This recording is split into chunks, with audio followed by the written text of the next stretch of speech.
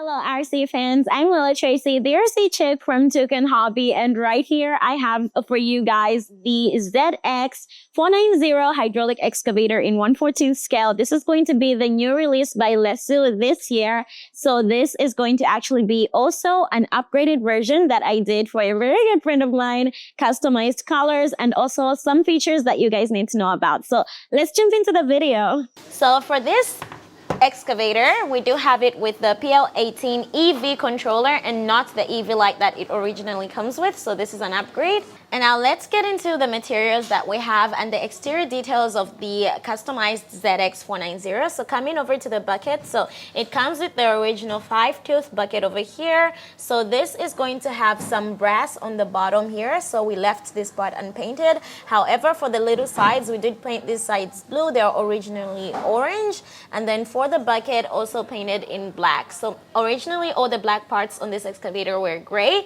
but we changed those colors to black. So full metal bucket on the bottom over here, and of course it does have a quick release coupler, so that's going to be an automatic hydraulic one. We do have a hydraulic cylinder right in here, and you can see the hydraulic lines that connect to the cylinder that go through here to make this part automatic. So now for the excavator arm, we do have it painted in this blue color, of course, including all the metal parts that connect to our other free connectors over here. So we do have 2 channels free, so we have 2 here and 2 on the other side that I'll show you guys later. So this channel goes for the bucket automatic, and then these 2 free for other hydraulic connections. But coming over to this side, you're going to see, oh my god, she's a heavy one.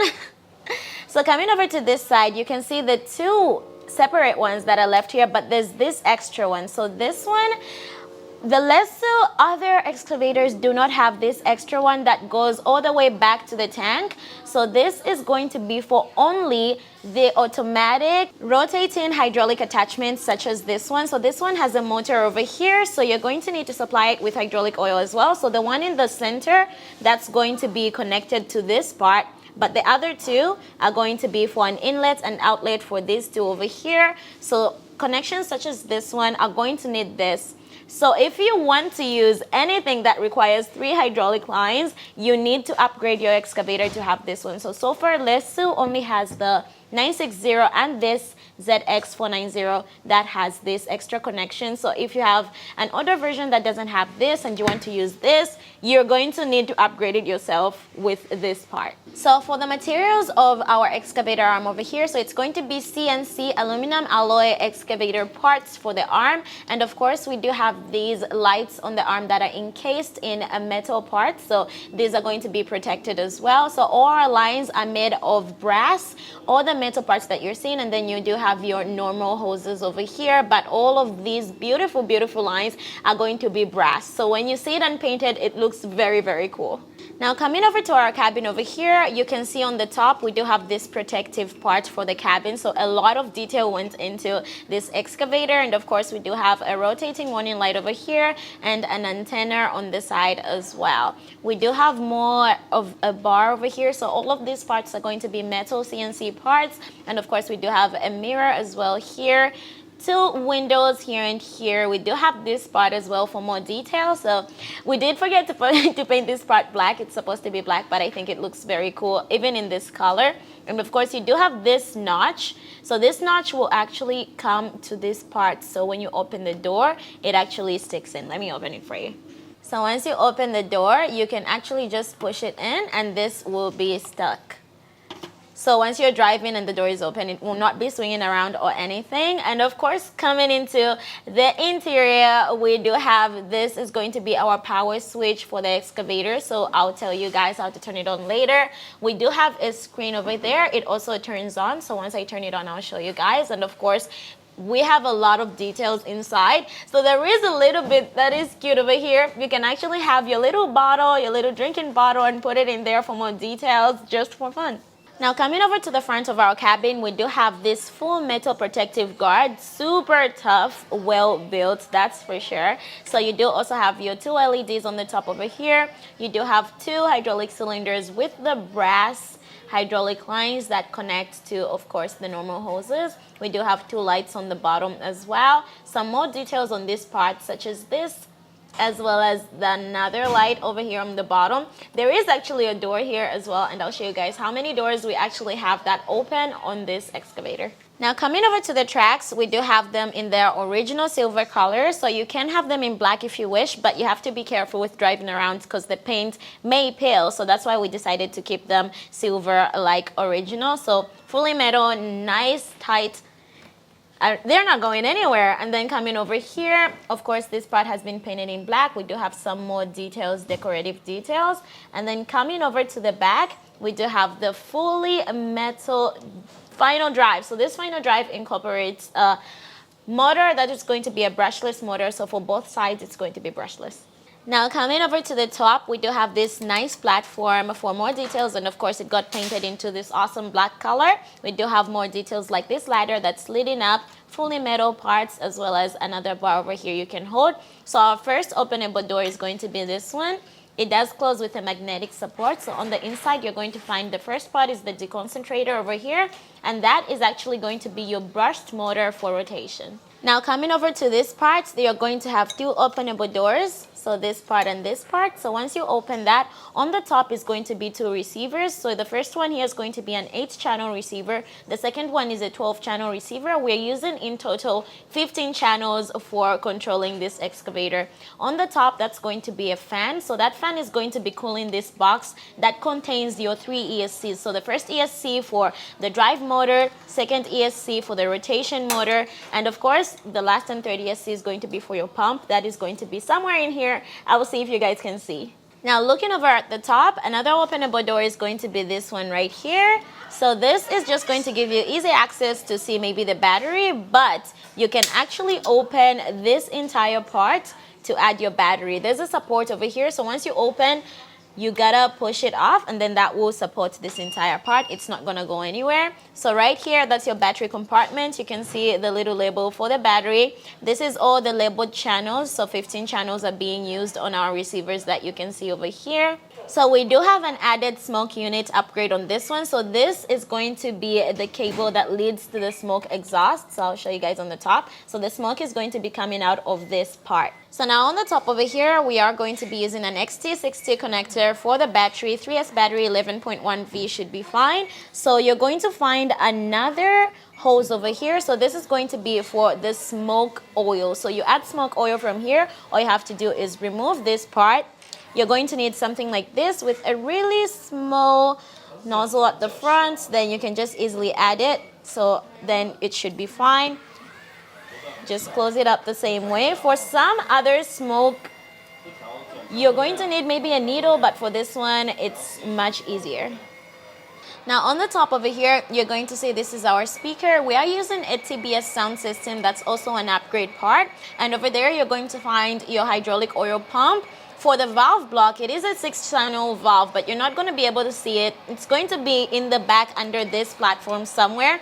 So it's going to be led with some brass lines coming over here. So over here, we do have this connector point from the hydraulic valve block to over here connecting to finally our hydraulic lines on the top. Now on the top over here, you're not gonna miss it. This is going to be your oil tank. So all you have to do is unscrew it and then get your hose and put the oil right in here as much as you need.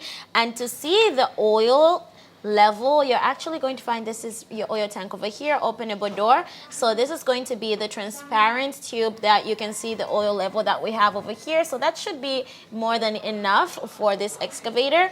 Over here, that's the pressure gauge. You need around 3 to 3.5 MPa should be enough. And then once you open the door on this side, you can see clearly this is going to be the oil filter, and of course this part is going to be your pressure regulator for hydraulic oil.